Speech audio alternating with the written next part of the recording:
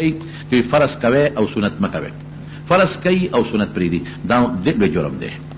دا سنت مکملات د فرض دي او د پیغمبر مبارک صفت دی، رسول الله مبارک کړی دی. نو سنت چې څوک پرېږدي، یو ځل نیم انسان دی که څه تلوارې وي، مریض وي، بیماري وي، درس و تدریس له په منډه دی، وخت ورته کم دی، مثلا په سفر کې دی، نو خیر دی. خو مستقل کې یو سړي ته عادت جوړ کړي، د قیامت پر ورځ به حضور پاک ته ملامته ولاړي، قیامت پر ورځ به حضور پاک ته ملامته ولاړي. نو دا یو لوی جرم، یو پیشن جوړ شوی دی، پیشن به نه جوړی. د سنتو پرېښودل که ته پیشن جوړی نو ډېره لویه ګناه ده.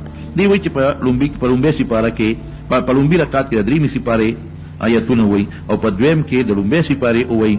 نو که نه مونځ دوباره کول ورسره نشته، مونځ دوباره کول نشته. او که قصدن یې ووایي نو مکروهه کار یې وکړو، او که انسان د غلطي تې وشوه نو هېڅ هم نشته، مونځ واپس کول نشته. دا بل ملګري وایي چې د ماسخوتن د لمانځه نه پس یا 11-12 بجې نفل کې دا تهجد کوي. د خوب نه پس چې بنده د خوب نه راپاسي او که مونځ کوي هغې ته تهجد ویل کېږي.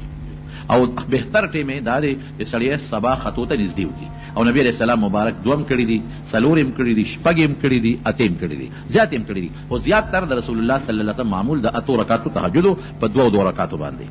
سر ویښته نیغول، کرخ وښکل یا سایډ باندې کول دا څنګه دي؟ نبی علیه السلام مبارک په سر کې لار ایسته ده. په مکه مکرمه کې چې نو لار به نه ایستله، ویښته به شاته غورځول. ځکه د مکې خلکو به سر کې لار ایستله نو کافرانو سره تشبیه به نه کوي. چې مدینه شریفې ته لاړل نو هلته کې بیا یهودیان او کافران، نو هغوی به سر شاته اړو، لار به پکې نه ایستله. نو حضور پاک د یهودانو سره تشبیه نه کوله، بیا پکې لار ایستله. نو تا له دواړه څه جایز دي، که ته د سر ویښته شاته اړی لار پکې نه وباسې هم ټیک ده، او که پکې لار په دې منځ وباسې نو هم دلې ټیک ده. خو د هغې ویښتو نه ځان ساته چې د کافرانو سره پکې تشبیه راځي، لکه څټوکې پرېښودل، د هغې نه به ځان ساتې. یا هغه ویښته چې د ښځو سره پکې تشبیه راځي یا د کافرانو سره، د هغې نه به ځان ساتې. دوی زموږ په قبرستان کې اونې دي، د هغې پرېکول څنګه دي؟ او که هغه پرېکو نو هغې پیسو باندې به څوکو په قبرستان ولګو که په جومات. که دا قبرستان د چا ملکیت وي او هغه وقف کړي وي، لکه بعضې قبرستان دی چې هغه د چا ملکیت وي، هغې وقف کړي وي، نو هغې کې د دې اونو چې اول خو یې مه پرې کوه. مقبرونه بوټي پرې کول ګناه ده، ښه خبره نه ده. خو که زاړه شي او یا تاوان یې قبرونو له، نو که د چا قبرستان دی چا چې وقف کړي نو د هغې په اجازت به استعمالوي، د هغې نه بې اجازت یې مه استعمالوه. او استعمال به کم ځای کې، خو خدا دې چې راولي په دې مقبره کې ولګي. او که مقبره کې نشي لګولی نو بیا جومات کې هم لګولی شي، مدرسه کې هم لګولی شي، غریبانانو له هم ورکولی شي، په خپل استعمال کې به نه راولي. او که داسې قبرستان کې چې مالکان یې بالکل نه معلوم، لکه زمونږ د لویه مقبره وي یا څه یا څه، نو دې نه به بوټي نه وی، ګناه ده. او که وی نو باید چې د کلي یا د محلې د مشرانو په مشوره هغه خرڅ شي او هغه پیسې یا په مقبره ولګي یا په جومات یا په مدرسه باندې ولګي. زمونږ یو کافر ته دین اسلام ونه رسي، د لپاره جنت کې نه، هغه به خدای یو مني.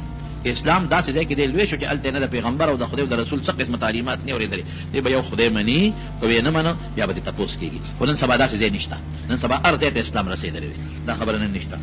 د بارګین کمیشن بالکل حلال دی، حرام پکې نشته. و چې اصل سم کمیشن اخلي، یو لګاړې خرڅ کړي بل نه والي او ورته وایي چې 1% به ته راکړې 1% به بل راکړي، ټیک شو خبره. او که ځان یې پکې څه ټګي کړې وي چې یې ګران خرڅ کړي تا ته ارزان یادوي نو بیا ګناه ده، دغه بیا ګناه ده. مسجد کې د پیزار په ځای کې قبر وي، خیر مونځ پکې بیا کېږي.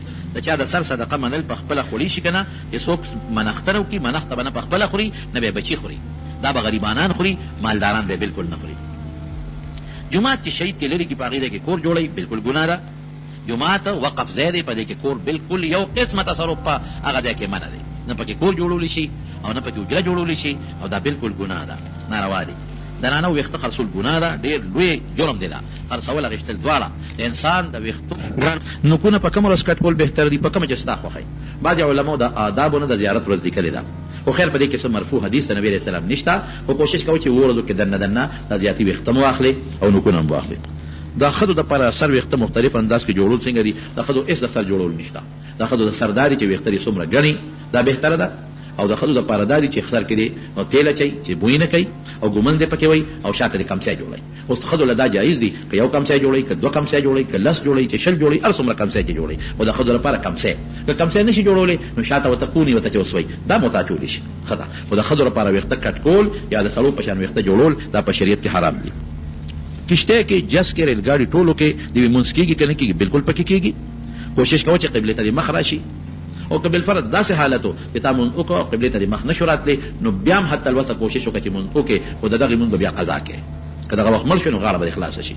کوشش وکړه قبله ته دې مخ شي، په ناست هم کولی شي، په اشارې سره هم کولی شي، دا پابندي نشته. ومونږ ډېره هم عبادت ته پرېښودلې نه دي پکار.